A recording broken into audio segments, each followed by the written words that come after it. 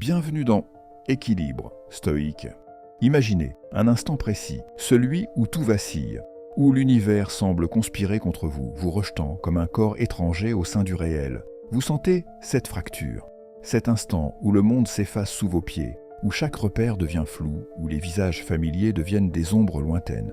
C'est comme tenter de retenir du sable dans le creux de la main. Plus vous serrez les doigts, plus il s'échappe. Vous avez beau lutter, tenter de vous agripper aux fils invisibles du passé. Il se dérobe. Vous êtes là, seul, face à ce vide, face à vous-même. Et si ce n'était pas une punition? Et si ce chaos apparent était une invitation, une initiation? Carl Jung l'avait compris. Il parlait de l'individuation comme d'une traversée intérieure, un processus où l'on cesse d'être un fragment de soi pour devenir un être entier. Il disait que notre identité n'est pas figée, qu'elle dort sous des couches d'illusions, d'habitudes, de masques. Et parfois, la vie, avec une brutalité déroutante, nous arrache ces masques. Voyez cette épreuve non comme une chute, mais comme un passage, un portail vers une dimension inexplorée de vous-même. C'est ici que naît le véritable Sigma. Pas celui que l'on prétend invincible, mais celui qui, dans l'isolement, découvre sa plus grande force. Là où tant d'âmes cherchent frénétiquement à combler le silence par du bruit, à se raccrocher aux distractions pour fuir l'inévitable face-à-face, le Sigma, lui, choisit d'affronter, de plonger dans ce vide. Là où les autres redoutent à la solitude, il y voit un sanctuaire. Prenons un exemple, celui de Friedrich Nietzsche.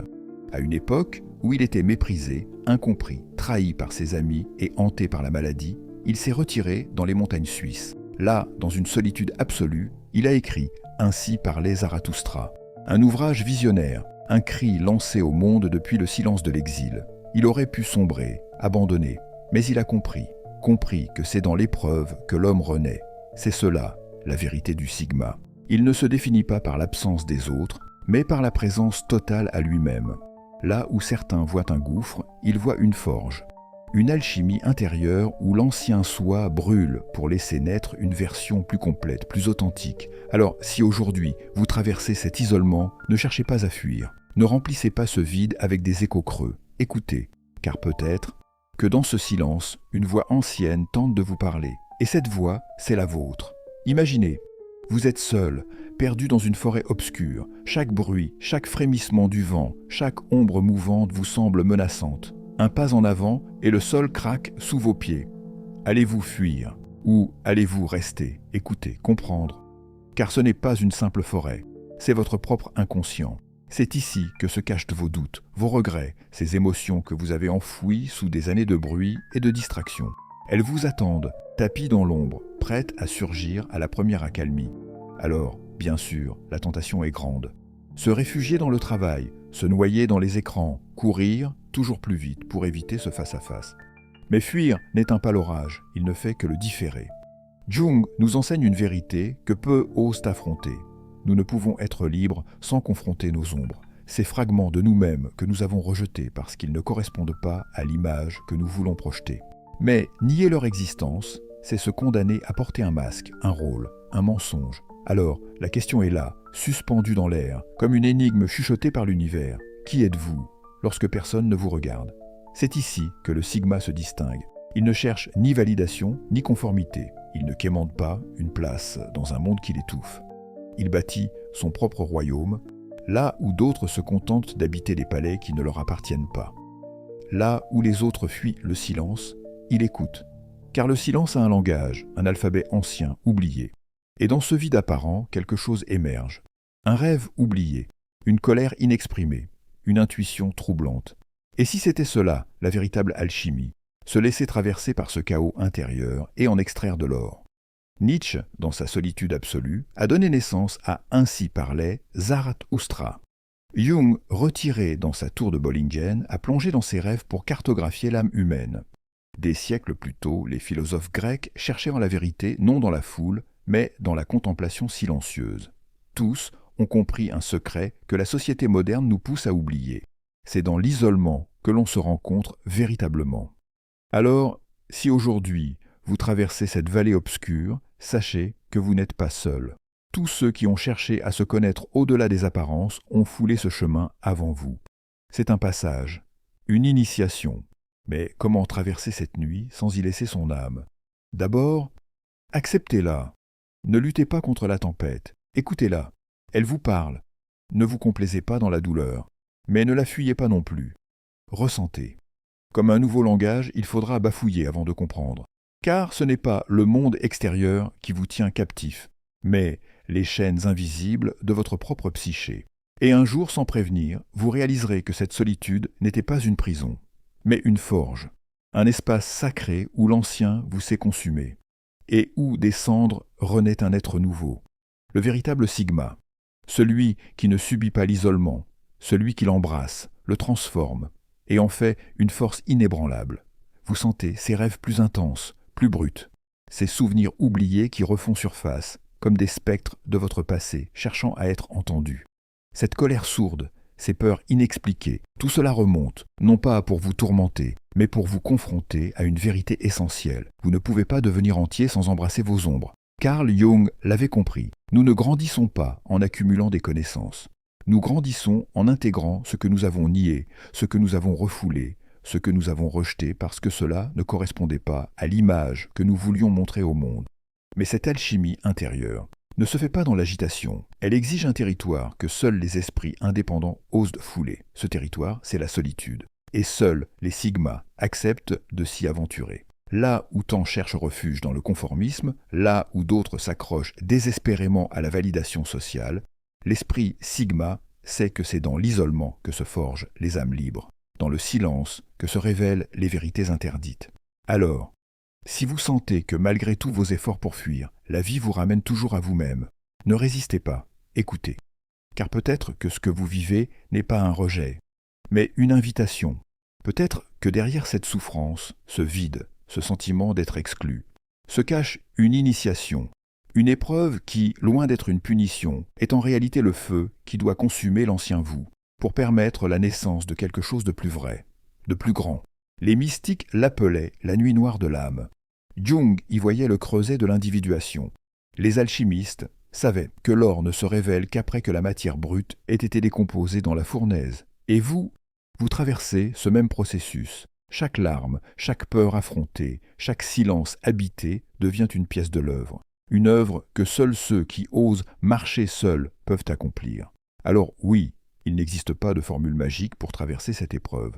Mais il existe une certitude, ceux qui l'embrassent en ressortent transformés. L'histoire nous l'a prouvé. Friedrich Nietzsche, errant seul dans les montagnes suisses, façonnant des idées qui allaient changer le cours de la philosophie. Henry David Thoreau, coupé du monde dans les bois de Walden Pond, redéfinissant la liberté humaine. Carl Jung, retiré au bord d'un lac, explorant ses rêves pour cartographier l'âme humaine. Tous ont compris que c'est dans la solitude que l'on se révèle à soi-même. Tous étaient des sigmas, non pas parce qu'ils fuyaient le monde, mais parce qu'ils savaient que la vérité ne se trouve pas dans le bruit, mais dans le silence. Si vous vous sentez seul, fermez les yeux un instant. Imaginez que vous marchez dans les pas de ceux qui ont fait de la solitude une alliée. Nietzsche, méditant dans les montagnes suisses. Thoreau, écoutant le chant du vent sur les rives de Walden. Jung, scrutant les reflets de son inconscient dans les eaux silencieuses du lac de Bollingen. Ils n'étaient ni reclus ni asociaux. Ils avaient simplement compris que l'homme ne se trouve pas dans la foule, mais dans l'espace sacré du silence. Car il y a une différence entre un isolement choisi et un isolement imposé. Mais dans les deux cas, vous avez un choix. Vous pouvez lutter, tenter de combler ce vide par du bruit, des distractions, ou vous pouvez l'explorer. Car lorsque vous êtes seul, les vérités que vous évitiez commencent à murmurer. Vous pouvez enfin entendre vos pensées jusqu'au bout, sans interruption. Ressentir des émotions enfouies que le tumulte du quotidien avait noyées. Observez ces rêves étranges qui reviennent, porteurs d'un message que seul le silence vous permet d'écouter. Et c'est là que le Sigma se distingue. Là où tant fuient ces vérités, il les regarde en face, sans détour. Il ose questionner. Est-ce que je suis là où je devrais être? Est-ce que cette vie est bien la mienne? Ces questions sont inconfortables. Elles dérangent, parce qu'elles exigent une réponse honnête, parce qu'elles peuvent vous révéler que votre travail ne vous nourrit plus, que votre relation est un mensonge, que votre chemin n'est pas le vôtre. Et voir cela en face, c'est douloureux. Mais c'est aussi le premier pas vers la liberté. Avez-vous déjà essayé de simplement vous asseoir, respirer et observer? Non pas fuir dans la productivité, non pas à remplir chaque seconde d'une distraction, Juste restez là, en présence de vous-même. Si c'est difficile, c'est normal, parce que nous n'en avons pas l'habitude, parce que nous avons appris à remplir le vide, pas à l'habiter. Mais c'est dans ce vide que l'on se rencontre. Ce n'est pas du narcissisme, c'est de l'honnêteté intérieure. Pendant trop longtemps, on vous a fait croire que regarder en vous était une perte de temps, que s'interroger était inutile. Mais comment pourriez-vous comprendre le monde si vous ne vous êtes jamais compris vous-même?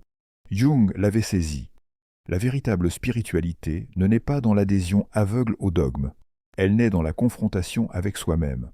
Et cette confrontation, elle ne tolère ni masque ni artifice. Dans la solitude, on ne peut pas tricher. On se voit tel que l'on est, avec nos forces et nos failles. C'est ici que le sigma se forge, non pas dans une perfection feinte, mais dans l'acceptation totale de son essence, libéré du regard des autres.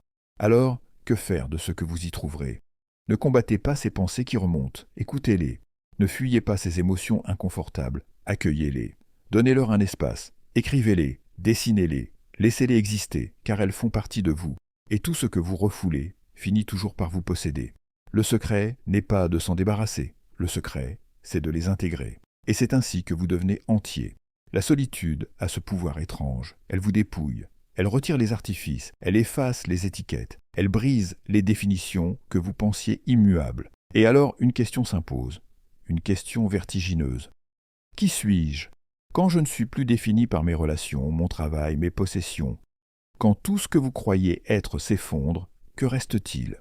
Ceux qui ont peur du vide chercheront désespérément à combler cette absence. Mais le sigma, lui, ose y plonger.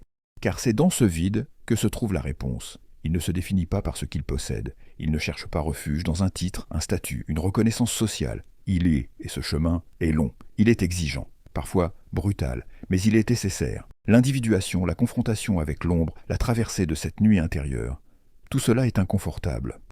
Mais c'est le prix à payer pour une vie qui ne soit pas dictée par les autres, pour une existence qui ne soit pas une simple répétition de schémas imposés. Chaque pas vers vous-même est une victoire sur l'automatisme. Chaque instant où vous osez regarder la vérité en face est un pas de plus vers la liberté. Et puis, il y a ces signes. Vous avez peut-être déjà ressenti cela. Dans la solitude, il se passe parfois quelque chose d'étrange. Des coïncidences qui prennent un sens profond. Un livre qui tombe entre vos mains au moment exact où vous en avez besoin. Une phrase prononcée par un inconnu qui résonne comme un message caché. Une rencontre inattendue qui change le cours de votre existence. Jung appelait cela la synchronicité. Là où certains voient dans du hasard, le sigma perçoit un message. L'univers ne parle pas avec des mots, il parle avec des signes. Mais seuls ceux qui savent écouter le silence peuvent les entendre. Car l'isolement ne vous enseigne pas seulement la force, il vous enseigne aussi l'humilité. Lorsqu'on se retire du tumulte du monde, on réalise à quel point nous avons vécu à travers le regard des autres. À quel point nous avons cherché une validation extérieure pour justifier notre existence. Et puis, dans ce silence, on découvre quelque chose d'inestimable. Nous n'en avons pas besoin. Car le véritable sigma, c'est celui qui reste entier, même sans témoin. Alors imaginez cet isolement comme un long couloir. Un passage incertain, où chaque pas vous éloigne un peu plus de ce que vous étiez. Au début, tout semble flou, vous ne voyez rien, juste l'obscurité. Mais si vous avancez, si vous osez continuer, des portes commencent à apparaître, des détails se dessinent, des éclats de lumière surgissent là où vous ne pensiez trouver que du néant. Et c'est ainsi que l'isolement devient un tremplin. Non pas une punition, mais une initiation, l'épreuve des esprits libres, des âmes indomptables. Peut-être avez-vous déjà ressenti cela. Après une période difficile, après avoir touché le fond, quelque chose s'est soudainement libéré en vous. Un nouveau souffle. Une clarté soudaine, comme si un verrou invisible venait de sauter. Et dans cet instant, vous avez compris que cette douleur n'était pas vaine, que cette descente dans les profondeurs n'était pas une condamnation, mais une renaissance. Car c'est là, au plus sombre de la nuit, que l'on aperçoit les premières lueurs de l'aube. Mais cette renaissance n'est pas donnée à tous. Elle exige bien plus que du temps. Elle exige un esprit prêt à affronter l'isolement, non pas comme une punition, mais comme une terre brute, prête à être cultivée. C'est ici que le sigma se distingue. Là où tant perçoivent la solitude comme un gouffre, lui y voit un laboratoire intérieur, un lieu où l'âme s'expérimente, se forge, se façonne jusqu'à devenir inébranlable, car l'univers, la vie, ne sont pas toujours des alliés doux et complaisants. Parfois ils vous brisent, Il vous plonge dans la tempête, secoue chaque certitude, balaye chaque illusion. Pourquoi? Pour vous réveiller. On peut choisir d'y voir une injustice, une fatalité. Ou on peut comprendre. Comprendre que quelque chose veut émerger, que cette destruction n'est pas un châtiment, mais une mue, un passage. Il n'y a aucune honte à ressentir la douleur, à avoir peur. Mais il y a une grandeur absolue à s'ouvrir à ce que la vie essaie de vous montrer, même à travers la souffrance. Carl Jung parlait du processus d'individuation, ce moment où l'être humain cesse de se fragmenter, où il ne cherche plus à atteindre une perfection illusoire, mais où il intègre tout ce qu'il est, les parties lumineuses, les parts d'ombre, le courage et les failles. Le sigma ne joue plus de rôle, il ne cherche plus la validation, il devient celui qu'il a toujours été. Et dans cette transformation, l'isolement est un outil, un creuset, un révélateur. Car c'est dans le vide apparent que l'on découvre la substance véritable de son être. Qui êtes-vous? Quand personne ne vous regarde, quand il n'y a plus d'audience, plus de miroir, plus de masque, que reste-t-il? Là où certains paniquent à l'idée d'être seul, l'esprit Sigma comprend. Il comprend que c'est dans ce silence qu'il se sculpte lui-même, sans validation extérieure, sans dépendance, non par orgueil, mais par pure intégrité. Vous n'avez plus besoin de courir après l'attention, car vous êtes devenu votre propre source. Bien sûr, l'homme est un être social, nous avons besoin des autres. Mais à quelles conditions? Si vos relations ne sont qu'un refuge pour fuir votre propre solitude, elles deviennent des chaînes invisibles. Si, au contraire, vous entrez en relation depuis un espace intérieur stable, alors vos liens deviennent réels, profonds, vrais, et vous comprendrez que l'isolement, même lorsqu'il vous est imposé, peut devenir une retraite, un temps choisi pour grandir, pour s'élever.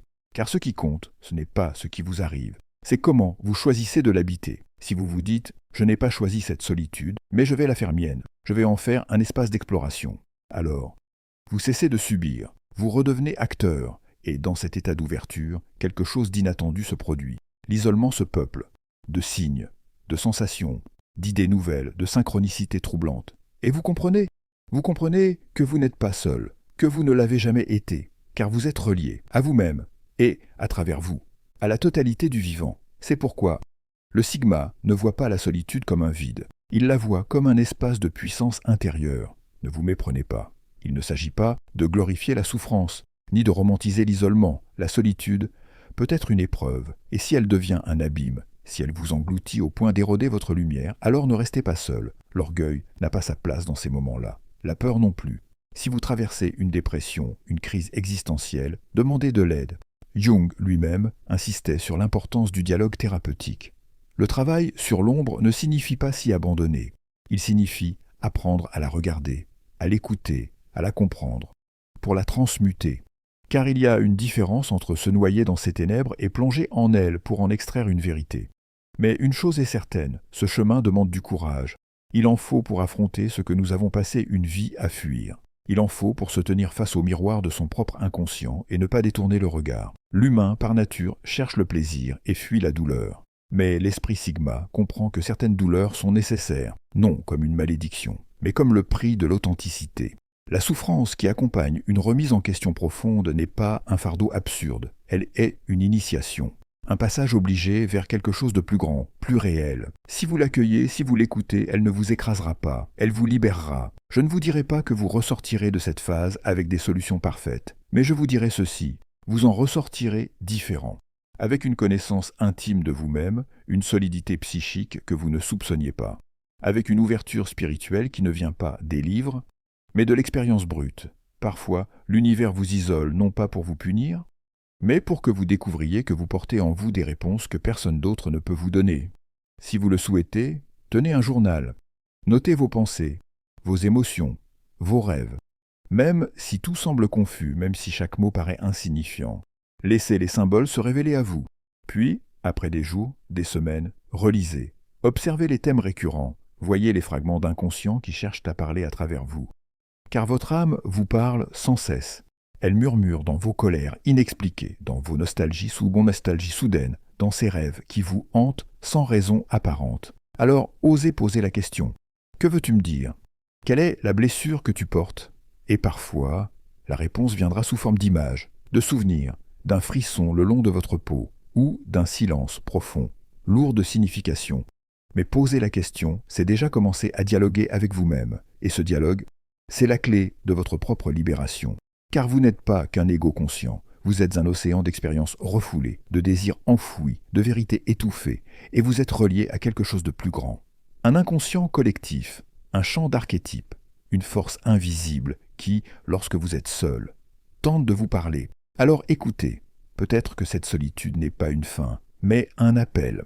Certains, face à la solitude, cherchent la nature. Ils marchent dans la forêt, écoutent le vent caresser les feuillages, ressentent sous leurs pieds la pulsation ancienne de la terre. Dans ce silence habité, ils retrouvent un lien oublié avec le monde vivant. D'autres, soudainement, perçoivent un appel mystique, une soif d'infini. Comme si, dans ce vide, une présence invisible les observait ou les appelait. D'autres encore se réfugient dans l'art, la création, la recherche d'un sens plus vaste. Ils transforment leur solitude en une œuvre, en une quête, en un voyage intérieur. Tout cela fait partie du processus, car lorsque le tumulte extérieur se tait, quelque chose d'autre commence à parler, et là où certains paniquent face à ce silence, l'esprit Sigma y voit une opportunité. Il ne fuit pas, il ne se noie pas dans des distractions creuses. Il écoute, il apprend, il transforme. Alors, si aujourd'hui vous traversez cette solitude, souvenez-vous, ce n'est peut-être pas une punition, c'est une initiation, un passage secret que seuls ceux qui osent affronter leur propre vérité peuvent emprunter, un chemin sur lequel le Sigma avance seul, non pas parce qu'il rejette le monde, mais parce qu'il sait que la vraie force naît dans le silence, dans cet espace vierge, loin du bruit des attentes sociales. Est-ce que tout le monde vivra cette forme d'isolement? Souvent, oui, mais tous ne l'accueilleront pas de la même manière. Certains rempliront frénétiquement ce vide avec du bruit, du mouvement, des distractions sans fin. D'autres, incapables d'y faire face, sombreront dans un désespoir sans issue. Et puis, il y a ceux qui comprendront, ceux qui verront, dans cette épreuve, une opportunité de transformation. Ils ne combleront pas le vide par des illusions superficielles. Ils ne s'effondreront pas sous son poids. Ils l'accepteront comme une initiation, car ce vide n'est pas un néant. C'est un espace, un sanctuaire, un laboratoire intérieur, où les illusions se dissolvent, où l'ancien soi meurt, pour que quelque chose de plus vrai puisse naître. Dans ma propre expérience et dans ce que j'ai pu observer, les âmes qui traversent cet isolement avec courage en ressortent toujours transformées. Elles ont plongé dans leur propre obscurité, elles ont touché le fond, mais elles ont survécu, et cette traversée leur donne quelque chose d'inestimable, une force tranquille, une solidité qui ne dépend plus du regard des autres, ni des circonstances extérieures. Le Sigma ne cherche plus la validation du monde, car il a trouvé en lui-même une stabilité que rien ne peut ébranler. Cela ne veut pas dire qu'il devient insensible ou détaché du monde. Bien au contraire, ceux qui ont côtoyé leurs propres ténèbres sont souvent ceux qui comprennent le mieux la douleur des autres. Ils savent à quel point chacun porte en lui des blessures invisibles. Et cette lucidité les rend plus compréhensifs, plus authentiques, mais aussi plus sélectifs, car ils ne cherchent plus des relations basées sur le manque, sur la peur du vide. Ils cherchent du vrai. Et maintenant, j'aimerais m'adresser à la part de vous qui doute encore. Peut-être vous dites-vous, tout cela est beau, mais je ne vois pas comment sortir de ma douleur, je ne vois pas la lumière au bout du tunnel, et je ne prétends pas que mes mots suffiront à l'allumer. Mais il y a une chose que je veux que vous compreniez, vous n'êtes pas seul dans cette traversée. Des milliers d'êtres humains avant vous ont connu cet abîme, et ceux qui ont eu le courage de l'affronter en sont ressortis grandis. Regardez l'histoire, la mythologie, les grandes œuvres littéraires. À chaque époque, dans chaque culture, vous trouverez le même récit. Un héros, un exil, une chute, un isolement profond, douloureux, inexorable, puis une révélation. Un trésor ramené du fond des abysses. Et le Sigma est un de ces héros silencieux. Peut-être que votre trésor sera une compréhension nouvelle de vous-même, peut-être une paix intérieure que vous n'auriez jamais cru possible, peut-être un nouvel élan de vie, ou peut-être quelque chose de plus subtil, une force d'âme renouvelée, la certitude que vous êtes capable de traverser n'importe quelle tempête, et que dans cette solitude, vous avez trouvé ce que personne ne pouvait vous donner, vous-même, mais ce sera réel, vivant, plus vrai que toutes les illusions réconfortantes. Et lorsque vous émergerez, lorsque vous reviendrez au monde extérieur avec un regard neuf, vous réaliserez combien cette traversée vous a changé. Vous ne serez plus exactement le même. Et c'est tant mieux. Vous n'aurez pas besoin de vous excuser d'avoir changé, car c'est le cycle naturel de l'existence. Tout ce qui ne se transforme pas meurt à petit feu. En fin de compte, l'isolement nous enseigne à être vrai, à ne plus chercher à correspondre aux attentes, à ne plus mendier la reconnaissance du monde. Il nous ramène chez nous, pas un lieu physique, mais cet espace intérieur que nous avons trop longtemps négligé. Cet endroit où nous pouvons enfin nous comprendre, nous entendre, peut-être même nous pardonner. Alors, au lieu de vous battre contre cette solitude, au lieu de vous épuiser à vouloir à tout prix recoller les morceaux d'une vie qui n'existe peut-être plus, essayez autre chose. Essayez d'écouter. Essayez d'écrire vos pensées, de noter vos rêves, de laisser vos émotions s'exprimer sans filtre. Essayez d'accepter que l'univers vous a placé dans cet état, non pas pour vous briser, mais pour vous reconstruire. C'est ainsi que Jung, à travers ses écrits, nous invite à porter un regard différent sur ces périodes d'effondrement. Il nous rappelle une vérité essentielle. L'inconscient n'est pas notre ennemi.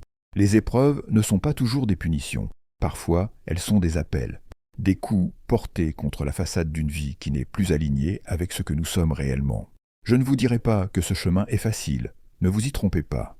L'isolement n'est pas une fin, il est un seuil, le début d'un autre chapitre, un passage que peu osent traverser. Nous avons appris à vouloir des explications claires, des solutions immédiates, des réponses toutes faites. Mais ce voyage n'en offre pas, car la voie du sigma, tout comme celle de l'individuation selon Jung, est unique. Personne ne peut vous dire quels symboles surgiront sur votre chemin, quels rêves viendront frapper aux portes de votre conscience, quelles coïncidences troubleront votre solitude. C'est ce qui rend ce parcours à la fois mystérieux et terrifiant, mais aussi, d'une certaine manière, sacré. Alors si vous sentez que la vie vous met à l'écart, si vous avez l'impression d'être seul, rejeté, séparé du reste du monde, respirez. Laissez ces pensées s'installer. Laissez-les exister sans chercher à les chasser. Votre esprit conscient va résister. Cherchez des excuses, se dire que tout cela est absurde, mais écoutez bien, car au fond de vous, quelque chose murmure. Peut-être qu'une voix subtile, enfouie sous les couches de bruit et d'habitude, tente de se faire entendre. Peut-être que cette solitude n'est pas une condamnation, mais un appel. Si vous trouvez le courage d'accepter l'isolement, vous risquez de découvrir qu'il n'est pas un tombeau, mais un temple. Un espace où l'ancien s'efface, où les illusions se brisent, où le vrai soi commence à émerger. Vous pouvez y descendre avec appréhension, comme on entre dans une crypte interdite, mais aussi avec un sentiment de sacré. Car dans ce silence, vous rencontrerez quelque chose que vous avez toujours fui, votre essence. Vous verrez vos contradictions, vos blessures, vos espoirs oubliés. Ce ne sera pas toujours agréable. Je ne vous dirai pas que la souffrance disparaîtra d'un coup, mais je peux vous dire une chose avec certitude. Il en vaut la peine, parce qu'au bout du compte, il y a une liberté qui naît de cette épreuve, une authenticité, une paix qui ne dépend plus de rien ni de personne. La solitude, si vous l'acceptez comme une initiation, peut devenir le moment le plus fondateur de votre existence, un point de rupture, ou une renaissance. Vous n'êtes pas condamné à rester seul, ni à vous identifier éternellement à cette souffrance. Vous êtes invité à grandir à travers elle, à la transmuter, à en faire une porte vers votre propre profondeur. J'espère qu'en entendant ces mots, vous ressentez, ne serait-ce qu'un instant, une autre perspective. Peut-être avez-vous encore des résistances. Mais la prochaine fois que vous vous sentirez rejeté, abandonné, posez-vous cette question. Et si ce n'était pas un rejet, mais un appel, l'univers ne vous isole pas pour vous punir. Il vous donne l'opportunité de vous révéler. Et quand vous émergerez de cette épreuve, vous serez plus fort, plus lucide, et surtout en paix. Voilà la vérité du Sigma. Il ne craint pas la solitude, il la transforme en puissance intérieure.